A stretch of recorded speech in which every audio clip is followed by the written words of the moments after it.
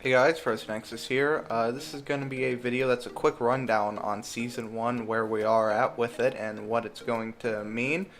A lot of the developers have been not as transparent as I would like them to be on the Season 1 reset, but they've still provided an abundance of information.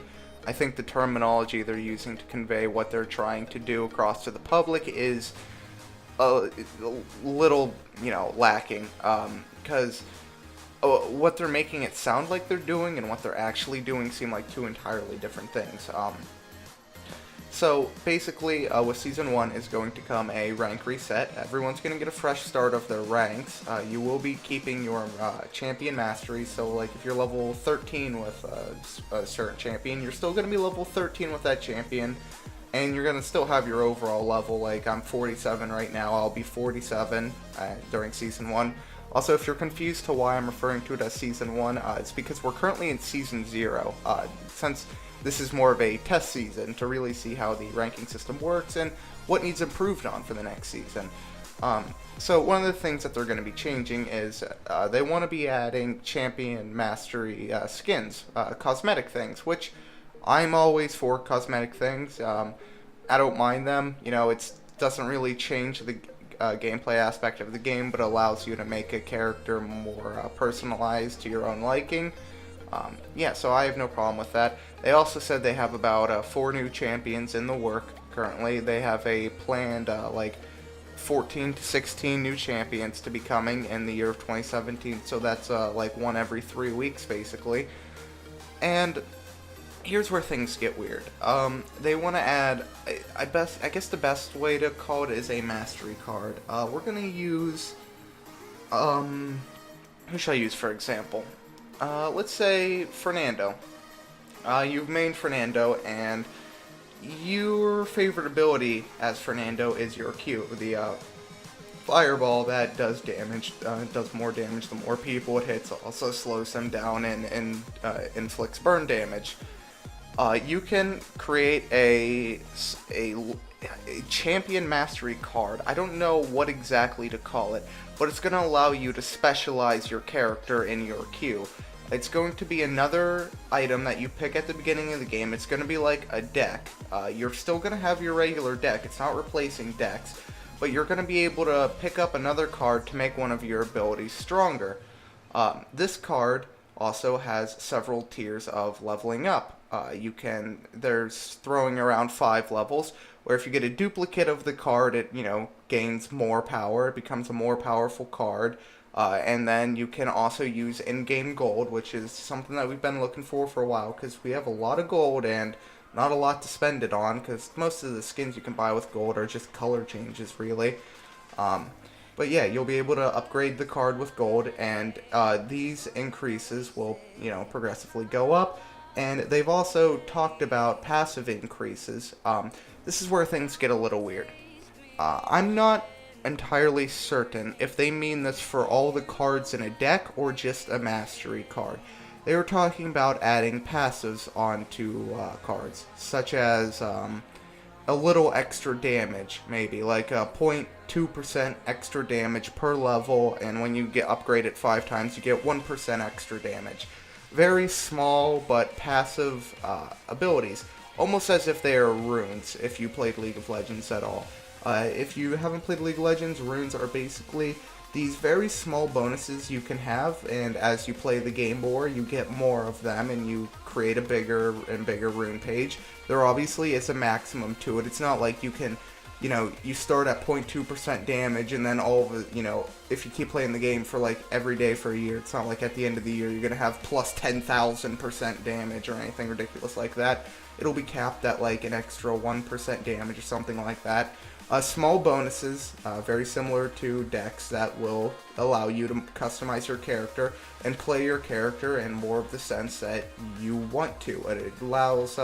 It'll allow for new methods of playing people, and allow you to really just figure out how you want to play this character and really just morph their gameplay to fit your style. So that's my understanding of it. That could be for the passive upgrades, like the, little extra bit of health. That could be a small passive upgrade they're talking about putting on every card. So, like, as you get a deck, you could have, like, a maximum of 5% extra health. And what you do is, as you get a card, if, say, you unlock a duplicate of that card, it'll level your card up. I'm not sure. This is why the game is, why people are getting a little concerned, because we're not sure what exactly this is going on as. I personally think that they're going to be adding small passives onto every card in the game, which will be, cool. It'll allow you to get like a small extra boost.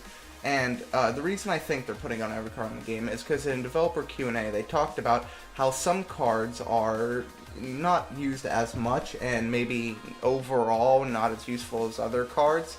So what they're going to do is they're going to make it that cards that are less useful and used less, they're going to put better passive upgrades on them to make them more appealing to people.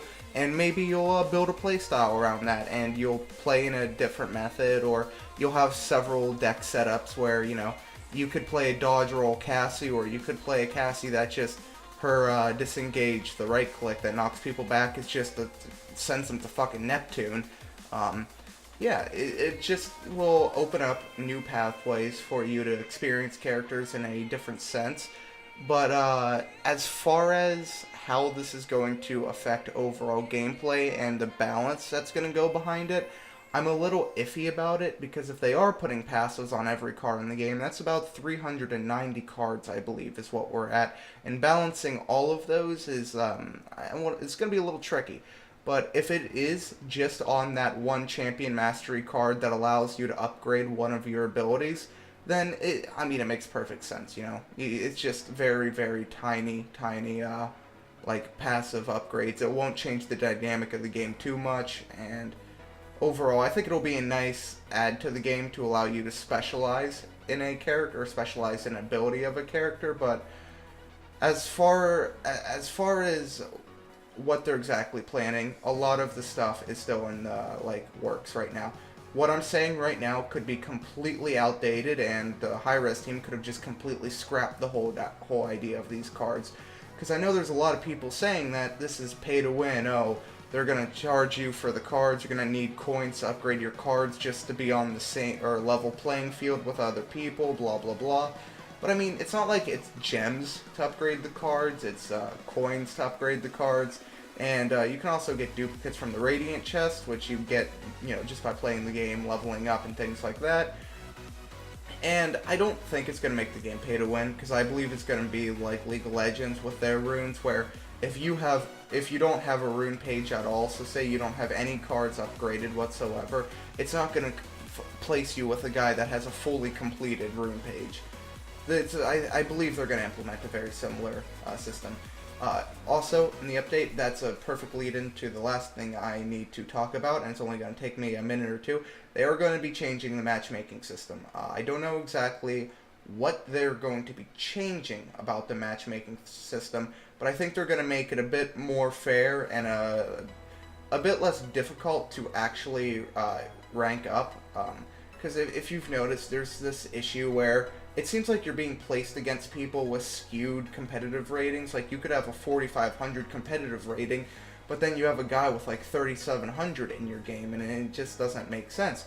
And, as time goes on, they're going to make the competitive system and matchmaking system better, but where it is right now, it kind of leaves you in this state of it's almost luck when your team picks, like, who you get put on or who gets picked to be on your team, because it really is just a very weird matchmaking system.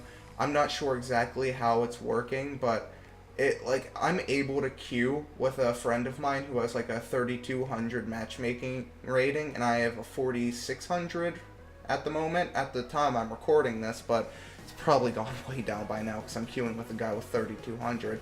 And I just don't think you should be able to queue that far apart in competitive rating, because, like, the people on your team and the people that you're playing against, it just makes an unbalanced game. And sure, it's great, I can queue with my friend and everything, but should I really be able to queue with somebody a solid 1,000 matchmaking rating below me? Like, who's getting put on my team, who's getting put on the enemy team? Are they putting, like, 2 people with, like, 4,500 on our team and on their team, and then, like, the rest are 3,000 range? I have no idea. I have no idea how the system's working. And I think that's the next, well, I know it's the next thing they're going to improve. They also, as you probably have, if you've played the competitive at all, you probably know that if you lose a game, it's like, oh, there goes 150 elo, but if you win a game, you can get like anywhere from between 4 and 25, and you very rarely get a game where you gain like 150 elo, but they do exist, very rare, but you seem to lose a lot more than you actually gain, and that's another thing they're going to be looking at. They're not going to kind of like trap people in lower ranks, because as you get a higher rank, you're just putting more on the line, which is kind of doesn't really make sense. You should just be putting the same amount on the line, just, you know, it's a grind for a reason, you know? If my matchmaking rating only went up by a maximum of 20, but it could only go down by a maximum of 20, that would make perfect sense to me, you know? That would be a good system. But when I lose one game and I go down 150 elo, and I've had a game, I have 2 screenshots of it. If I can find them, or I even remember to do it in editing, I'll put them up on the screen. I was like 39.95 or 96 with Ying, and then I won a game, and I was 39.99. Like, I gained like 3 or 4 elo from winning a game, which that shouldn't happen. Like, it really shouldn't, especially considering how much you lose when you lose. But the last thing I want to mention, I know the matchmaking system I said, what's the last thing, but the actual last thing is voice chat. I can't guarantee you voice chat's coming in Season 1, but it is something Hi-Rez has noted they've been working on for a while, and Discord now has a free service where, you know, any game developer can use Discord for voice comms completely for free.